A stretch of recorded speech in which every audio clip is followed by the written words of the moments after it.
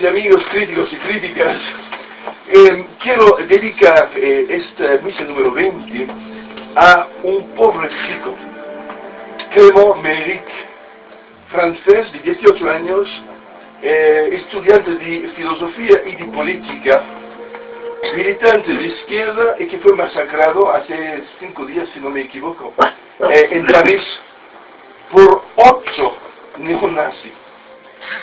La cosa, el detalle que pone todo esto mucho más odioso es que el chico salía victoriosamente de la enfermedad de la leucemia. Se había arriesgado la muerte. Sus padres son profesores y consigue salir de la leucemia. Era una persona muy pequeña y muy débil después de esta terrible enfermedad, y le vienen encima 8 personas con puños americanos y los destrozan y mueren. Estas personas extrema derecha, que para mí, pues, quiero hasta perdonar todo, yo veo también personas víctimas de una sociedad que no ha sabido dar valores e ideales a su juventud, y entonces en este momento, visto el vacío en cual nos estamos viviendo, sale el peor de la naturaleza humana, y una de las cosas de la naturaleza humana es esta cosa que se llama el fascismo, es decir, un oscurantismo que vuelve y donde se expresa son los elementos más animales y más elementarios de la naturaleza humana, del peor de la naturaleza humana. Entonces, pero tristemente no es el único militante del cual vamos a hablar. Y aquí tenemos Emily Davison. Emily Davison, militante feminista, de las primeras militantes feministas del movimiento suffragette, que fueran, no solo ella era inglesa, pero también en toda Europa y también en los Estados Unidos, un movimiento de mujeres al final del siglo XIX, principio del siglo XX, para pedir una cosa que para hoy en día parece como imposible, que podría haber sido un problema, pero pedía sencillamente el voto de las mujeres. En muchos países, si no me equivoco, fue en 1932 en España que las mujeres finalmente han tenido derecho a votar. Estamos hablando de tan solo 80 años o por ahí, entonces hace poco.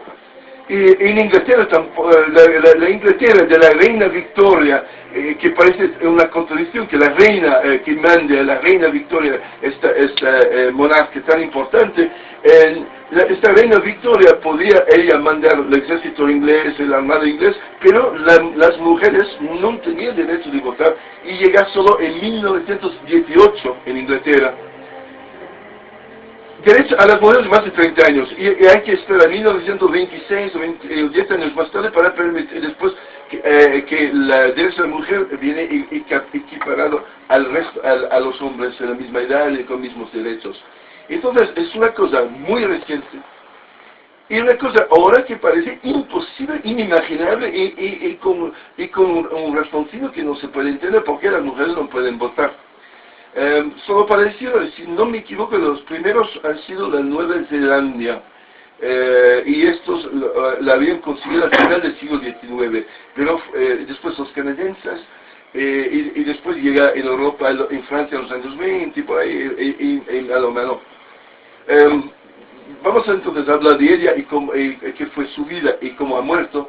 Pero quiero también hacer un pequeño puente, esta idea del derecho de voto, que ahora nos parece tan normal, también con los otros derechos, por ejemplo, de los gays, o el derecho del matrimonio gay, o el derecho de adoptar, que hoy en día para muchas personas, y en Francia, por ejemplo, muchísimas personas parece que es una cosa imposible, y yo estoy seguro que en 10 o 20 años va a ser incomprensible por nuestros hijos y nietos, y pensar que los gays no tendrían la misma libertad y mismos derechos que nosotros. Entonces yo creo sinceramente que lo que ha pasado por el voto de la mujer va a pasar por otras cosas. Es decir, esta historia anticipa la historia del derecho de votar a las mujeres, anticipa muchas otras libertades que en el futuro vamos a considerar como normal. Entonces, Emily Davis, ella es clase media, pero pobre. Sus padres profesoras, pero vive de una manera muy pobre, y vamos a ver lo que significa esta pobreza. Me interesa mucho este personaje porque creo que corresponde en nuestra época a lo que es el 15M a nivel sociológico. Es decir, clase media que se está haciendo pobre, clase media y sus hijos que exigen libertades, exigen derechos, y esta clase dirigente que lo intentan de arrebatar y cambiar el destino de todo esto. Normalmente matando gente por menos, pero eso que es la misa católica, el gran pato te está mirando con benevolencia, pero por poco. Entonces, ella nace, si no me equivoco, 2 o 3 hermanos del primer marido de su madre. Después muere, se casa con otro, después el otro tiene... Bueno, vive en una familia con muchos hijos, muy poco dinero, pero con un sentido hasta puritano de estudiar. Y esta chica consigue estudiar y consigue ir hasta la universidad, que en este tiempo no era tan fácil para las mujeres, pero ella lo consigue. Y no solo, pero lo consigue siendo una persona de una familia muy pobre. Entonces, una luchadora, se ve desde el principio. Si no me equivoco, nació en el 1872.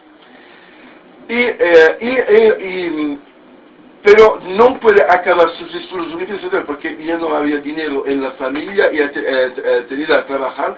Pero igualmente trabajaba, y del otro lado seguía cursos de noche y cosas, y ha conseguido finalmente llegar a ser profesora en un instituto de enseñanza media. Y muy dentro del movimiento por la libertad y por la política, la unión por las libertades y la política de las mujeres. La sigla inglesa es WSMPU. Bueno, ahí participan muchas manifestaciones. Hay que decir, en la época, hasta grandes pensadores como Oscar Wilde y otros ningunean las mujeres. Hasta las personas más intelectuales de la época se ríen de estas mujeres que van por la calle con carteles y todo pidiendo el derecho de voto.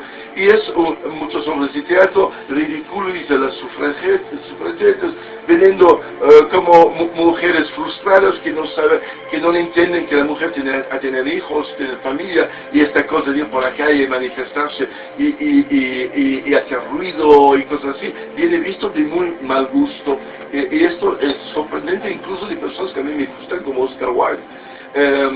Pero este momento sigue sin gran éxito, hasta cuando los militantes empiezan a ponerse más violento y hacen lo que hoy en día se llama scratch. Van a los políticos, esperan a la salida de sus casas, intentan incluso hasta pegarle con los carteles, exigiendo el derecho de voto. Y esta chica, en 1913, se inventa esta historia de intentar hacer algo con el rey. En la época era su hijo de Victoria, era el rey Jorge V. Y hay un gran evento hípico en Inglaterra que se llama el Derby. Y ella decide de intentar entrar en la pista de la carrera de los caballos con un cartel enorme por los derechos de las mujeres y acercarse al rey y hacer algo ahí, y visto que pues hay 100.000 personas en las gradas, entonces un momento único. Y a esto él lo intenta, y esto el 8 de junio de 1913, hoy el 9 de junio, entonces estamos hablando 100 años ayer. Ella consigue sacar su cartel, pero en este momento llega la carrera de los caballos y ella está atropellada por todos los caballos. Y mira cómo son las cosas. Inmediatamente dicen y salen en los periódicos que es una loca y se ha suicidado por instabilidad mental. Porque los militantes le habían comido el coco con la historia de los derechos de las mujeres. Entonces, una mujer desequilibrada, una mujer loca, y que muere tirándose bajo los caballos, así para acabar una vida así tan triste y tan desequilibrada y todo. Y esto fue lo que se comunicó en la prensa, lo que no había televisión entonces, pero sí había radio, empezaba ya algo, y los periódicos, y entonces lo han ninguneado. Y mira lo que pasa con Ada Colau, de la plataforma afectados por las hipotecas. Es amiga de la ETA, es malísima, y todo, bueno, hasta es puta y todo. Bueno, yo la conozco personalmente y además hemos hecho cosas juntos hace muchos años, y yo puedo decir que es una abogada y una persona de los más sensatas, una persona muy inteligente, igual como era la Emily Davidson, una persona súper inteligente, la han ninguneado. Muy interesante. El año pasado, creo, un movimiento feminista inglés ha conseguido uno de los primeros filmes en blanco y negro de esta carrera. Fue un milagro. Han encontrado una película de entonces y se ve esta mujer correr. Y lo que se ve es que, lejos de intentar suicidarse y todo, ella intentaba ir al rey, intentaba de abrir un cartel, y ella intentaba incluso, de una manera u otra, de tirar el cartel o algo sobre el caballo, para hacer una cosa muy impactante. Y entonces, a distancia de 100 años, se descubre lo que pues se sabía, es que la mujer no era ni desequilibrada intentaba el suicidio. Ella intentaba solo atraer la atención sobre al del rey y de todo el público sobre su cartel y sobre el hecho de votar de las mujeres. Y como conclusión a todo eso, muere entonces a 41 años. Y al principio podía parecer una muerte totalmente inútil, porque como han dado la vuelta a la tortilla diciendo que era desequilibrada y una loca y todo, un sacrificio entonces que parecía inútil. Pero mira, a 100 años de distancia, las mujeres ya desde mucho tiempo tienen derecho de votar, hasta la Margaret Thatcher, por todo el malo que podía haber sido esta mujer, es la herencia que ha permitido de lo que ella ha hecho hasta la Margaret Thatcher de llegar a hacer política y llegar como primer ministro. Y entonces las mujeres deben mucho a este acto que en su tiempo puede haber parecido totalmente fútil y una muerte inútil, y que se ve a distancia de la historia que no, al contrario, ha sido muy importante. Entonces, pequeño aparte para los amigos y gente que en este momento manifestan y militan en el 15M y otras manifestaciones que hay aquí,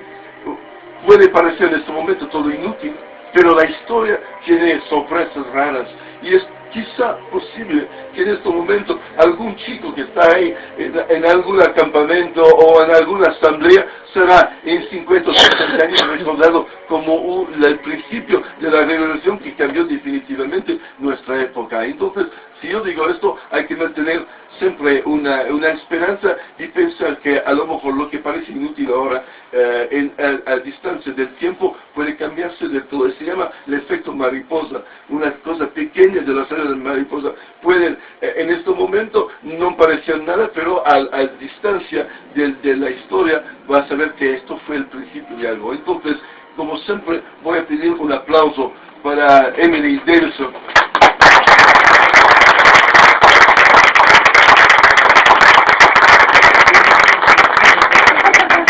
Digo como siempre porque cada semana hago el aplauso para uno de los personajes que están ahí. De ahí, entonces, vamos a hacer estos saltos a una categoría de mujer que siempre me ha interesado, y son las brujas. ¿Podemos poner otra música? No sé, a ver si hay otra cosa, anda. A ver.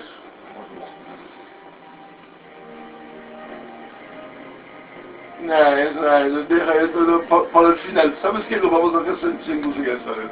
Hablamos de las brujas sin música. Brujas. Mira, yo siempre he tenido un muy gran atractivo a la bruja por muchas razones, y una en particular es que mi propia madre ha hecho la bruja. Al principio lo hacía en los circos, como humorístico de una manera, hacía una bruja como payasa y hacía la bruja.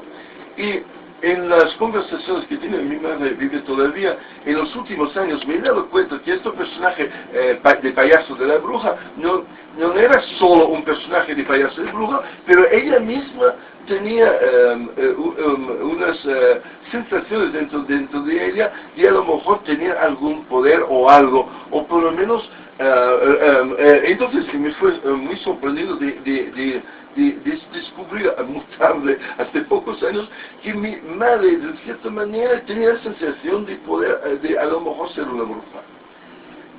Pero antes de esto raro descubrimiento,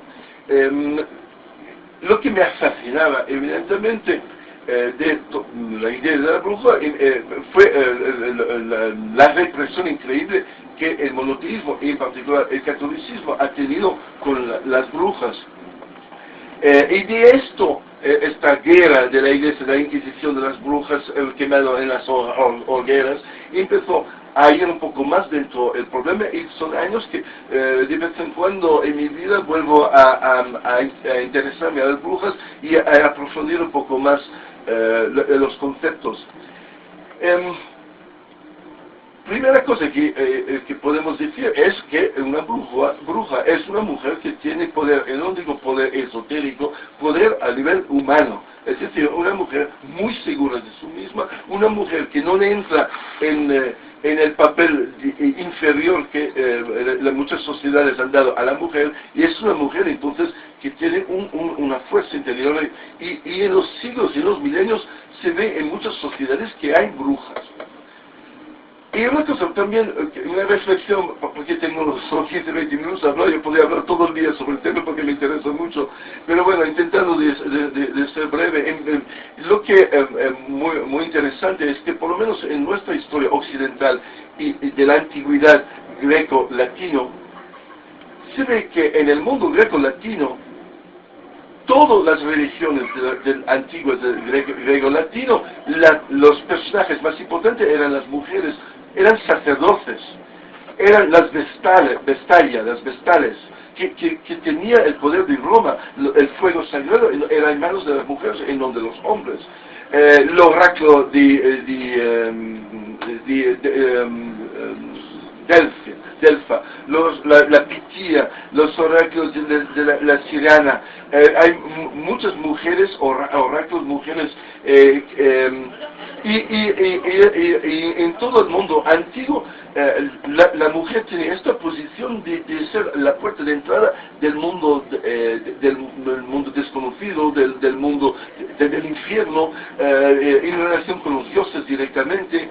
Y se ve que cuando llega la idea del monoteísmo, todos los monoteísmos, empezando con el judaísmo, el cristianismo y el islam, el concepto monoteísmo elimina totalmente las mujeres.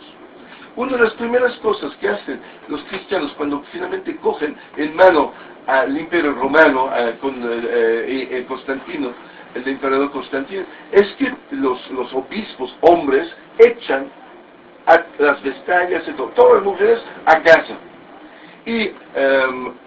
Y también las luchas, incluso las luchas en la iglesia católica del principio de los primeros cristianos, algunos intentan encontrar un cristianismo asociado a la mujer y vienen echados también y matado. Prisciliano, por ejemplo, en España del siglo V, fue el primer obispo matado por otros cristianos porque ordenaba mujeres.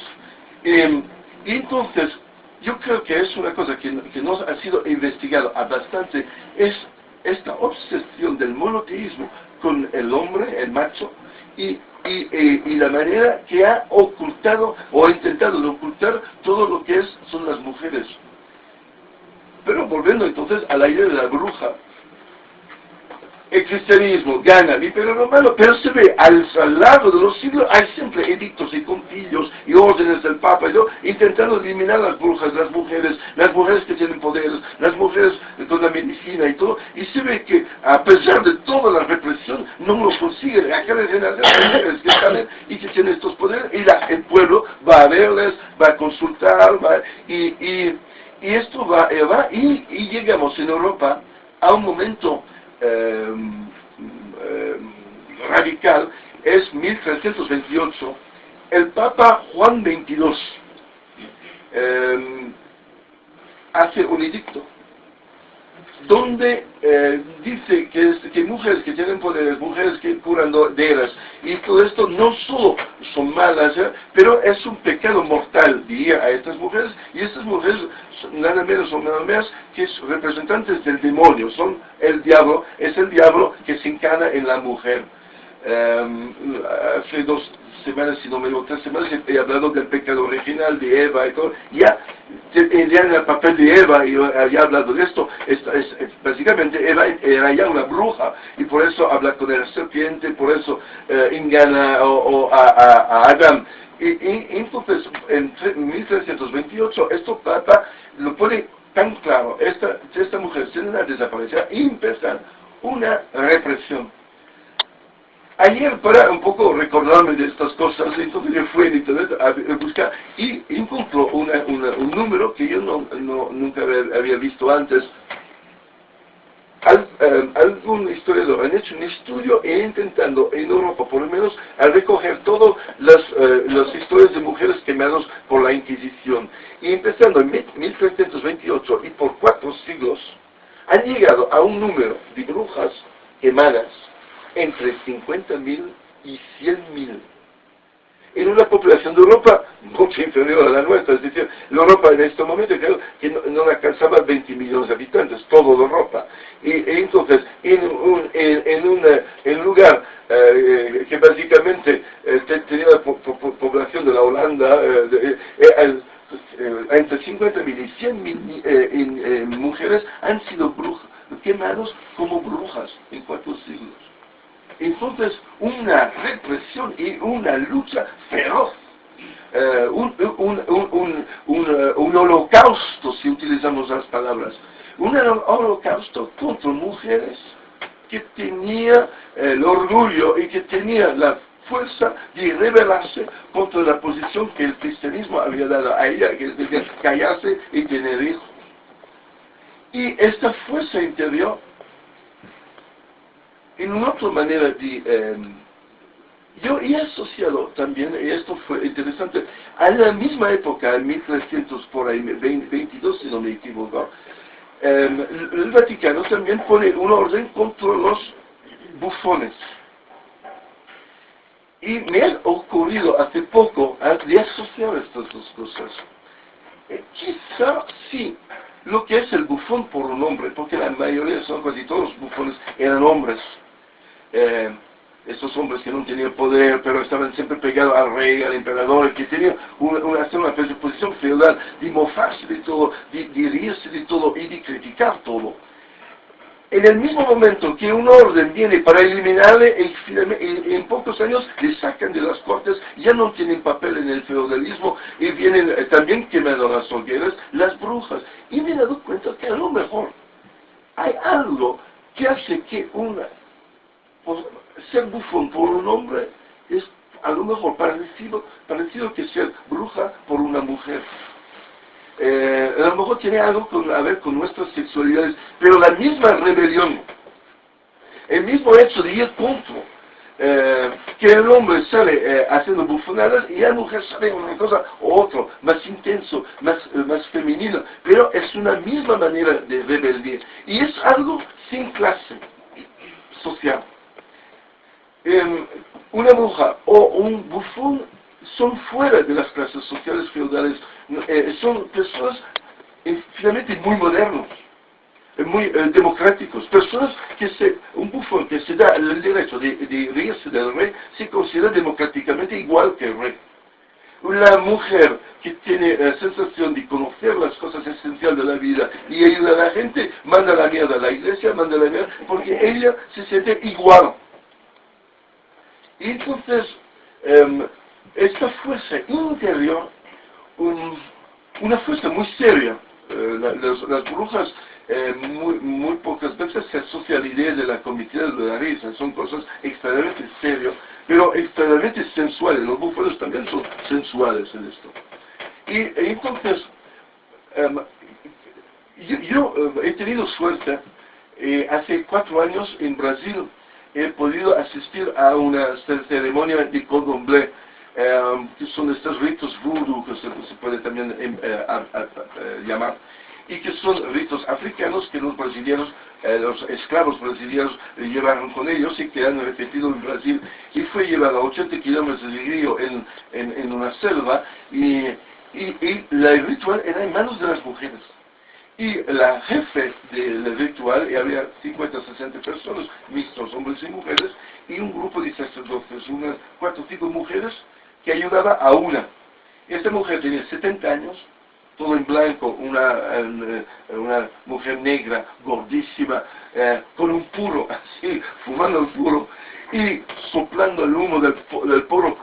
Y en un momento, yo lo he visto, en el momento más, de 3 o 4 de la mañana, en el momento más intenso de la ceremonia, sus ojos van atrás, se ponen como blancos, ella cae atrás y empieza a hablar con una voz inimaginable, con una voz muy profundo y de hombre, y empieza a gritar y decir cosas muy censadas, a insultar a la gente, pero cada uno de una manera con mucha precisión, con reflexión sobre cada persona, y por los insultos y por este enfado dentro de ella, daba una carga de energía que era imposible de imaginar.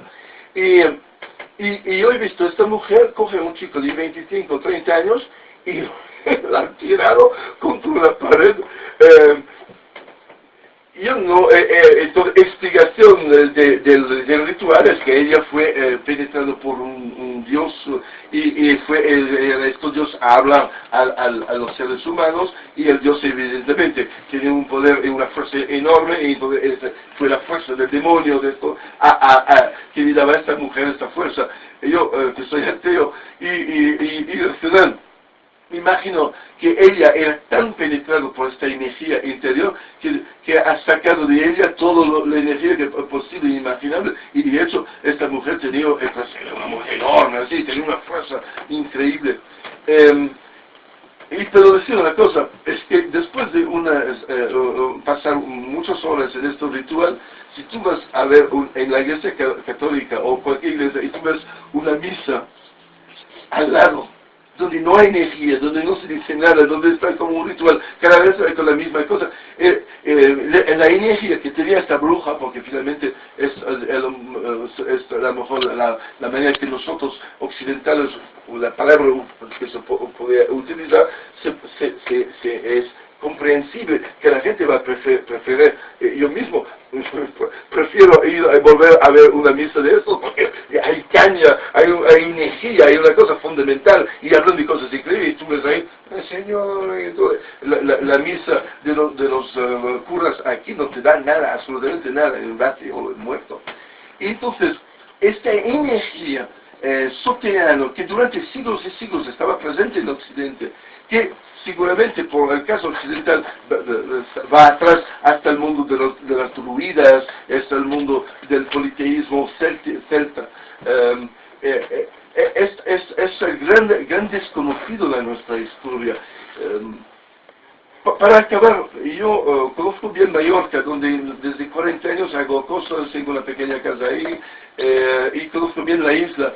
Y solo últimamente, después de 40 años, he descubierto también que en la sociedad mallorquina hay curanderos, curanderas, y hay una cosa que es súper secreto. Tú ves los guiris de vacaciones, a la gente en la playa, pero a lo mejor la chica que está camarera en la discoteca es también bruja, y va a hacer ceremonias en la tramontana, en la montaña mallorquina, y es increíble de darse cuenta que a pesar de todo, la revolución tecnológica, internet y todo, hasta hoy en día se traman de mujer, de madre en hija, unos secretos y cosas, y estas energías.